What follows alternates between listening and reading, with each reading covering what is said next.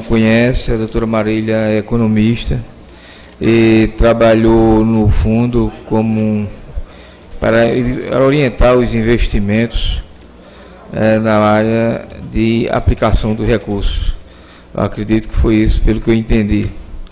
E convidamos a doutora para tirar algumas dúvidas, como não só ela, como todos que passaram na gestão, né, em todas as áreas, contabilidade, a parte jurídica e ela que é economista, para tirar algumas dúvidas da CPI, para tentar chegarmos o mais próximo possível da situação que levou a Limoprev a criar esses valores que estão em débito com ela pelo município. Doutora Marília, poderia nos dizer qual foi o período, se foi desde o início do Limoprev, que foi setembro de 2011. Érica.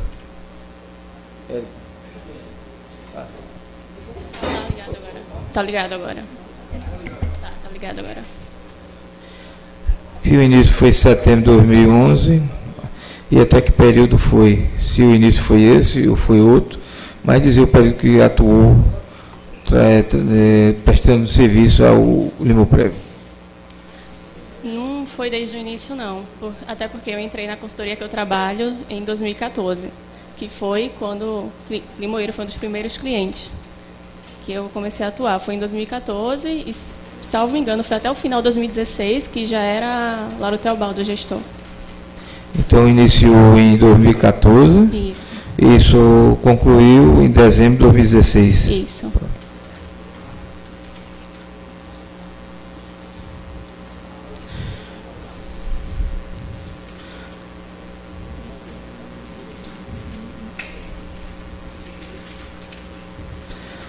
Podia me informar qual era a atividade da economista? Sim, claro. Junto ao Fundo de Previdência Municipal? Sim, claro. O Fundo de Previdência ele tem uma legislação específica, certo? Para a aplicação dos recursos, que são algumas resoluções, tanto do Conselho Monetário quanto do Ministério da Previdência. Isso gera algumas obrigações ao fundo. Por exemplo, elaboração de uma política anual de investimentos, remessa de demonstrativos, na época era bimensal, agora é mensal, para um site que chama CADPrev, que é um site de consulta pública. Gostaria que fosse mais lenta para tentar acompanhar. Claro. Então, geram algumas obrigações para o fundo, e o meu papel era fazer essa interlocução. Elaborar essa política anual de investimentos, esses demonstrativos que vão para o Ministério da Previdência, acompanhar o rendimento dos fundos para poder ver essa adequação com essa legislação, porque a função da consultoria é o foco dessa legislação específica. São basicamente duas resoluções, uma resolução de 2010, 3922-2010,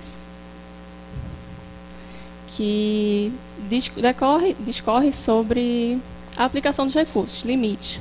Por exemplo, fundos com maior risco não pode aplicar todo o capital do RPPS. Poupança, que não rende tanto, só pode até 20%. E isso, em geral, existe um descompasso dentro do RPPS. Que às vezes, por falta de conhecimento... O RPPS, desculpa, o regime de previdência, o fundo de previdência. Então, minha função era olhar se essa legislação de rendimentos estavam se adequando a ela. E todas essas obrigações legais, de elaboração de política, de mandar esses demonstrativos, de acompanhar esse rendimento para ver se também se não ultrapassa os limites da própria resolução. E era esse o trabalho. Me diga uma coisa, essa orientação do investimento, para escolhermos o banco na instituição financeira, que critério vocês levam a isso? O banco nunca é critério nosso, nem o banco, nem os fundos de investimento. São da administração própria. Então, se um cliente chega para a gente e diz, eu quero tal banco, ok, a gente só vai olhar se sua legislação está de acordo, não é função nossa definir qual é o banco. Não existe um critério de pesquisa de mercado para saber a melhor taxa, quem está oferecendo melhor vantagem, para poder escolher a instituição bancária? Sim, mas a escolha não é nossa. Se eu não me engano, Aqui em Limoeiro, não sei se ainda tem, tinha uma questão que precisava ser na Caixa. Mas eu não sei explicar porquê, era algum contrato, alguma coisa do tipo, eu não lembro, faz muito tempo. E também não é função minha questionar por que tal banco, era só se ele quer esse banco, ok, vamos ver se a legislação está de acordo, para que vocês não fiquem desenquadrados em relação a essas resoluções, tanto do Conselho Monetário quanto do Ministério da Previdência. Observamos também que essas aplicações no banco, no caso da Caixa Especial, ela mudou muito. Uma aplicação passava um mês, 2, aí mudava para outra. Isso tem alguma explicação técnica para a gente entender? Eu revisei, já que eu não sabia muito bem qual era a dúvida de vocês. E, basicamente, alguns movimentos foram feitos. Por quê? Quando a gente entrou em 2014, a poupança tinha mais de 20% alocado e não podia. A legislação 3922 só permitia até 20%. Certo? E aí foi necessário fazer essa mudança para ficar adequada.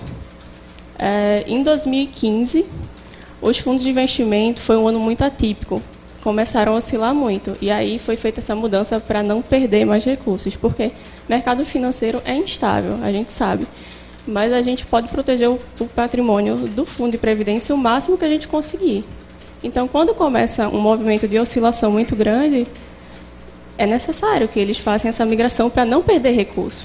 É uma medida protetiva mesmo. Então, tecnicamente, é normal essas mudanças? É normal, desde que respeite essa legislação.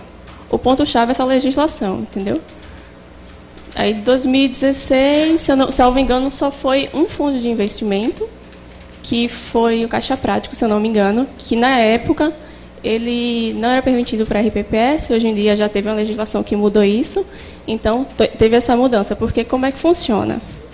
O banco tem um portfólio de serviços, de fundos de investimento, para pessoa física, jurídica, e um específico para RPPS, que segue essa legislação. Então, se não está aplicado num fundo que está dentro dessa legislação, ele precisa mudar, certo? Até porque a gente manda essa informação para o Ministério da Previdência. E, basicamente, foi isso. A poupança, que eu me recordo bem, que estava acima do limite. Quando começou a ter alguma perda em 2015, foi necessário fazer essa mudança. E, em 2016, foi esse fundo, que não era permitido para a RPPS na época, precisava migrar para algum. Aí sempre tem que respeitar tanto os limites da política de investimento, quanto dessas resoluções. A política de investimento é um documento que baliza, por essa legislação, quais são os limites de aplicação. Então, até quando está desenquadrado, você tem que ajustar. A gente manda um demonstrativo para o Ministério, que chama DAIR, que está no site da Cadeprev, a consulta pública, e é como o Ministério acompanha todos os recursos. Então, eles têm que estar enquadrados para o próprio preenchimento desse demonstrativo, para correção. A doutora entrou em 2014. Isso. Sabe exatamente o mês? Não me recordo. Quando a doutora entrou, o prefeito de Limoeiro era Ricardo Teobaldo ou Tiago Cavalcante? Eu também não me recordo, não sou muito... Quem era a gestora do fundo na época quando entrou? A dona Virgínia. A gestora era a professora Virgínia Aquino. Isso. A doutora afirmou aí que ao entrar para prestar serviço, percebeu que os investimentos estavam fora da legislação, não é isso? A poupança estava excedendo o limite de aplicação. Então não estava seguindo a lei de investimento. Isso. É isso? Isso. Confirma? Confirmo. Ó, me diga uma coisa, quando estava lá no fundo, foi o período que houve desvio de recursos por parte dos funcionários? Foi. Estava lá nesse período? A gente já prestava serviço. Tem um BO aqui que fala do desaparecimento do livro ATA. Nesse período a doutora estava lá? Eu não sei, eu não sabia que tinha desaparecido um livro ATA. Então você não tem conhecimento? Não.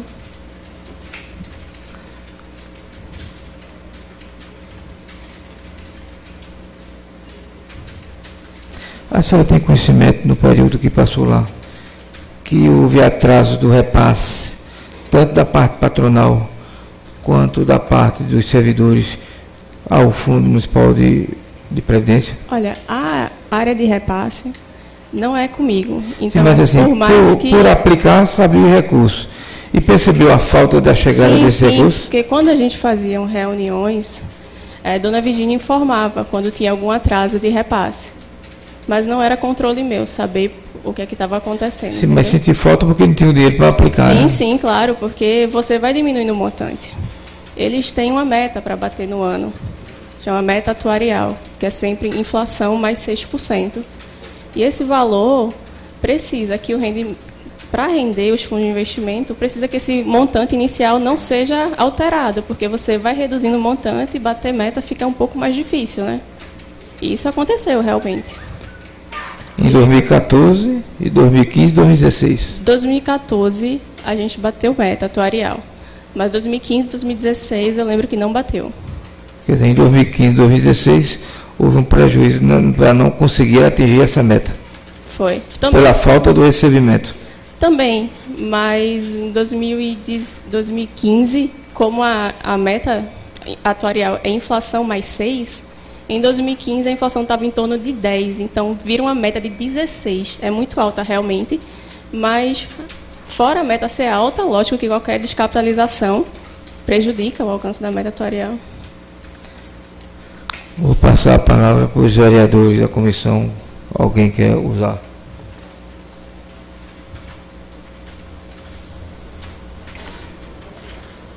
Relator Marcos Sérgio.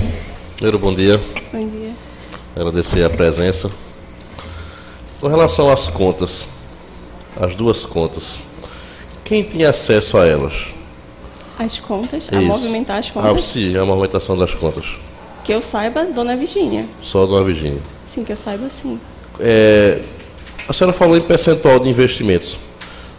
20% excedeu para a poupança. Uhum. Do valor total, existe um percentual máximo para fazer essa movimentação para aplicações ou não tem? Não estou entendendo a tua dúvida, desculpa. Qual o percentual que se pode utilizar para fazer essas aplicações?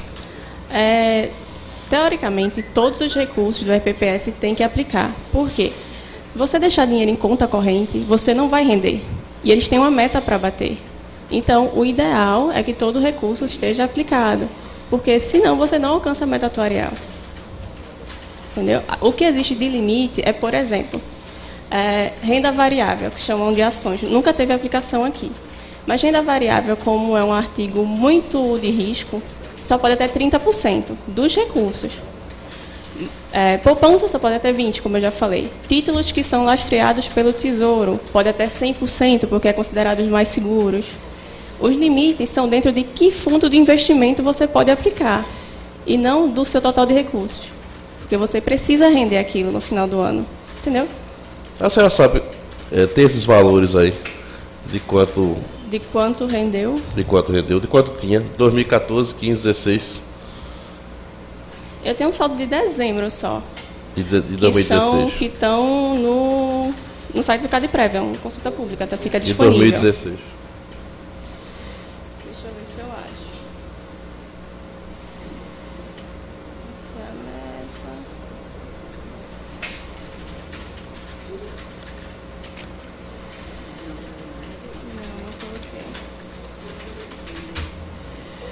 meta. Não coloquei, acho que ficou no meu computador. Mas é consulta pública, dá para analisar pelo site do CadPrev. Ele é um site que você não precisa fazer login, é um site do Ministério da Previdência e todas as informações ficam lá, do mesmo jeito. A senhora fazia esse acompanhamento mensal? Sim. E no período do desfalque,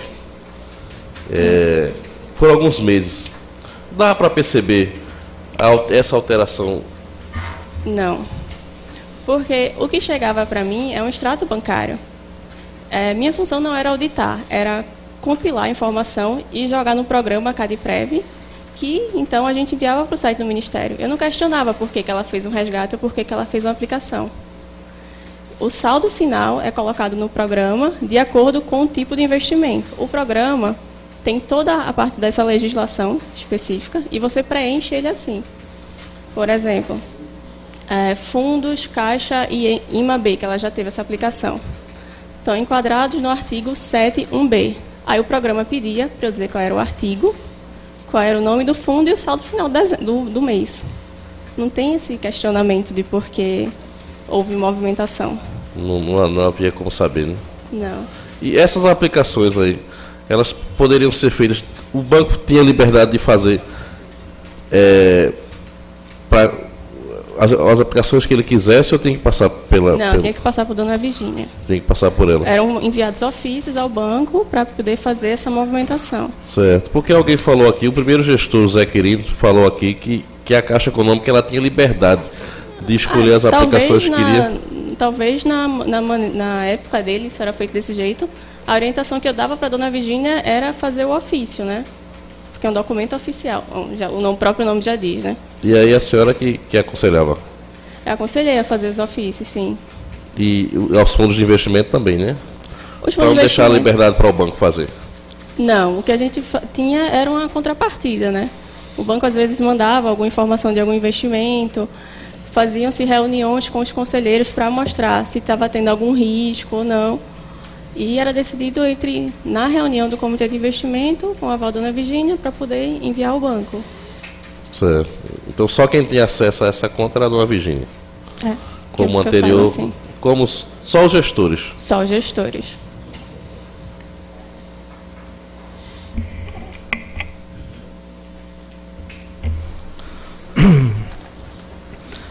Reiterando a pergunta que outros vereadores perguntaram, você respondeu, mas eu queria que fosse mais objetivo. Tá. Ao ser indagado o gestor José Xavier Quirino, ele afirmou que a Caixa tinha esse poder de aplicação. Só que eu entendi também que na época do gestor José Xavier Quirino, como gerente previdenciário, você não trabalhou nesse período. Não. Por isso que está havendo essa discrepância de... Né? Na época dele, exatamente. Ele afirmou que a Caixa, o setor da Caixa de Investimento ajudava a fazer essa operação. E na época não existia esse seu trabalho. Não existia. Quando você passou isso. a trabalhar em 2014, assumiu esse papel, é isso que eu entendi? Isso, porque a gente começou a mostrar, essa legislação era muito nova, a gente começou a mostrar no Fundo de Previdência quais eram os meios de fazer essa adequação à legislação, entendeu? Isso passou a fazer a partir de 2014? A partir de 2014. A partir de 2014. Essa pergunta lá atrás ficou já certamente respondida, mas eu vou repetir. Se em algum momento você teve a responsabilidade de analisar as aplicações dos outros bancos, se eram mais rentáveis, mas você respondeu que não era você que escolheu o banco. Não, não é. Quem escolheu o banco era quem? Quem escolhe o banco é a gestão do local. Então, se ele já tem um banco pré-definido, a gente só tenta procurar a melhor opção que ele tenha lá. Sabe informar se essa escolha do banco gerava algum convênio que tornava obrigatório ficar nesse banco? Não, eu não posso afirmar de certeza, porque eu não questionava, eu não questiono esse tipo de coisa. Mas talvez... Não é do seu conhecimento que tem? Não é. Talvez tenha.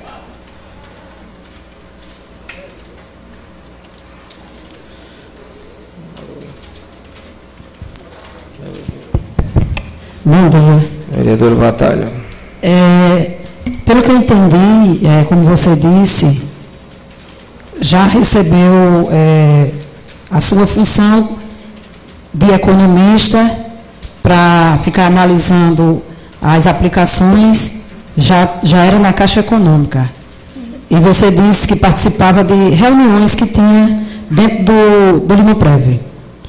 Aí eu lhe pergunto, em algum momento, como pessoa responsável pelas aplicações, para ver, no caso que você explicou, às vezes tinha alternância, a gente viu que tinha 4 contas, que às vezes era jogada em outras contas que estava tendo mais, assim, os valores, o rendimento estava sendo maior. Aí eu lhe pergunto, em algum momento, participando de alguma reunião dentro do Limoprev, houve o pedido da gestão, no caso da prefeitura, com relação ao empréstimo, porque isso tinha que passar por você, sendo economista, da prefeitura pedir algum empréstimo do Fundo Previdenciário para depois fazer essa devolução?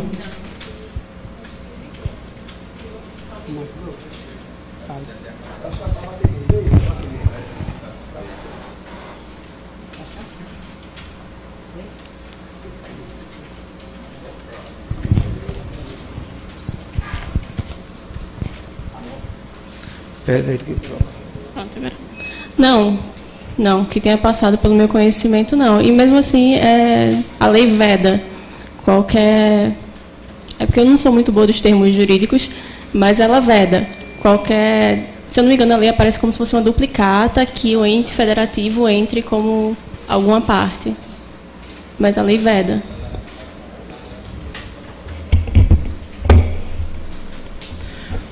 Só mais uma pergunta, que vai fugir um pouquinho da sua área de trabalho. Você podia se lembrar quem eram os funcionários quando você chegou na Limoprev, que prestava serviço? Quem eram os funcionários? Lembro. Era a Dona Virgínia, Henrique e Zé Carlos. Você se lembra que a função de Zé Carlos era na parte de informática ou de atender o público, alguma coisa nesse sentido? Não, de informática. Qual era a função dele, de Zé Carlos? A de Zé Carlos eu não lembro bem, porque a gente não era muito... não tinha muito contato. Eu lembro da Dona Virgínia, claramente, porque ela era gestora. Henrique me mandava os extratos, ou Dona Virgínia, qualquer um dos dois mandava um e-mail para mim. Zé Carlos eu não lembro, para falar a verdade, qual era a função dele. Henrique era ligado à parte de informática, de passar informações para os bancos, alguma coisa, você sabe dizer isso? Eu creio que sim, porque eu recebi os e-mails de extratos, alguns por Henrique. E Henrique era funcionário de quem, você sabe dizer? Se era o quê? Ele era ligado, o vínculo trabalhista dele.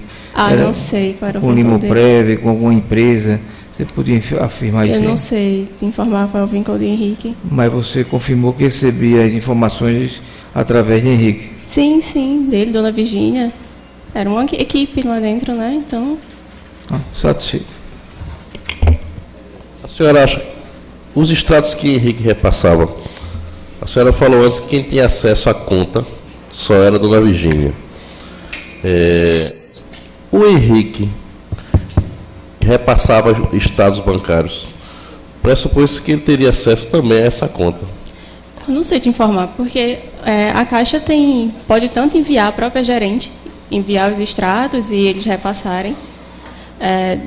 Pode ter acesso local ao programa da Caixa para baixar extrato. Então, eu não sei como eram obtidos os extratos. Eu não tenho como te informar como é que foi obtido isso, mas acho que não tem como confirmar isso. Porque poderia a Dona Virgínia emitir os extratos, eles só enviar o e-mail, entendeu?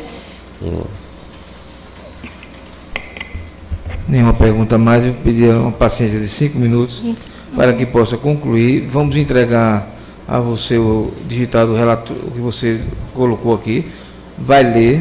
Se tiver alguma coisa que você acha que deve ser alterado, estamos aqui para aguardar, alterar, que também está gravado, então não tem como acrescentar, aumentar, nada que você deixou de falar aqui agora.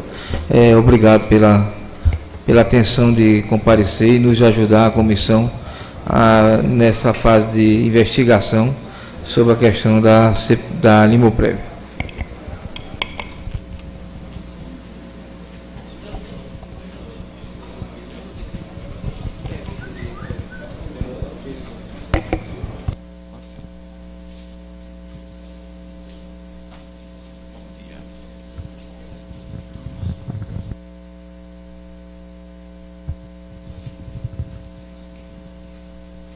Ok, Marília Bento foi a contabilista, a economista do Limoprev no período de 2014 a 2016.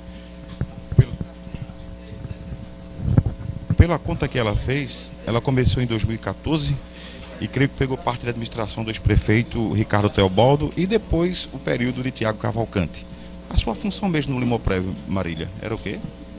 Minha função era garantir que a resolução que trata os recursos, que dispõe de alguns demonstrativos que tem que enviar para o Ministério da Previdência, estivessem de acordo com essa legislação, os recursos, e que o Limoprev conseguisse acompanhar isso de uma forma mais clara. Qual era a empresa que você trabalhava? Na Apoio Consultoria. E a Apoio foi contratada pela Prefeitura, no caso, ou pelo Limoprev? Eu não sei te informar, porque eu não trato da contratação. Mas você ficou à disposição do Limoprev? Sim, a gente prestava serviços ao Limoprev. E nessa função, o que você fazia nela? A gente elaborava a política de investimentos, enviava os demonstrativos que chamam DAIR, DPIM, ao site que chama CADPREV, que é de consulta pública. Acompanhava os investimentos, porque às vezes eles ficavam irregulares em relação à própria legislação, até porque a legislação muda. Era basicamente isso, o acompanhamento. Seria o seguinte, existe o comerciante que compra um produto e vai ter que ter um lucro do preço dele ao vender. Vocês tinham o dinheiro, que só podia ser, não era para comprar nada, era para aplicar. Então o lucro tinha que vir de uma aplicação e você era responsável por isso. O lucro tinha que vir de uma aplicação porque eles têm uma meta para bater. Então o meu trabalho era acompanhar se esses fundos de investimento estavam dentro dessa legislação. E junto com a Caixa, né, lógico, se eles, e a interlocução do próprio comitê de investimento que existe no RPPS, dar esse andamento a isso para que ocorresse tudo bem dentro da legislação vigente. E houveram esses rendimentos? Sim, houve rendimento. Agora me parece que nos últimos anos, ou talvez no último ano, por conta da taxa da inflação e algumas operações, esse rendimento ele não chegou ao que vocês precisavam. É o seguinte, o mercado financeiro ele oscila. Então, em anos de instabilidade política, econômica, ele oscila ainda mais. Então, isso dificulta os próprios investimentos a alcançarem patamares maiores. Os parcelamentos também atrapalharam isso, né? O parcelamento já é outro contexto, porque o recurso, imagino que você tenha 1 milhão em dezembro e você tem uma meta de 10%, você tem que ter 1.100.000. Então, o ideal é que você não mexa nesse 1 milhão para que você alcance 1.100.000. Ok. Fala-se em desfalque de uma verba aproximada de R$500 mil. Você soube disso? Isso foi um assunto que já está sendo investigado, não é isso? Eu não lembro em que instância, mas está sendo investigado já. Nas suas contas, no seu trabalho de aplicação, você não sentiu falta desse dinheiro? De que forma ele sumiu? Não sei te informar. Não tem como a gente que trabalha na área que eu trabalho acompanhar isso, porque meu trabalho não é auditar. Eu não sou auditora, nem sou contadora. Meu trabalho era receber um extrato do banco, pegar o saldo final e submeter ao CADPREV, que é esse sistema do Ministério. A gente só utiliza o saldo final. A responsabilidade de acompanhamento dessas contas era de quem? Da gestão, mas eu não consigo te dizer quem seria a pessoa mais indicada lá dentro. Ok, obrigado. Viu, Marília? Nada. Bom, conversamos com Marília, que era a economista do Fundo Previdenciário de Limoeiro, no que compreende 2014 a 2016. Nós vamos aguardar o próximo depoimento, que você vai acompanhar tudo ao vivo aqui no Jornalismo da Cultural e na Web TV A Notícia, em rede conosco também a TV Folha. A gente volta num instante para o terceiro depoimento da Comissão de Inquérito Parlamentar de Limoeiro, que analisa o Limoprev.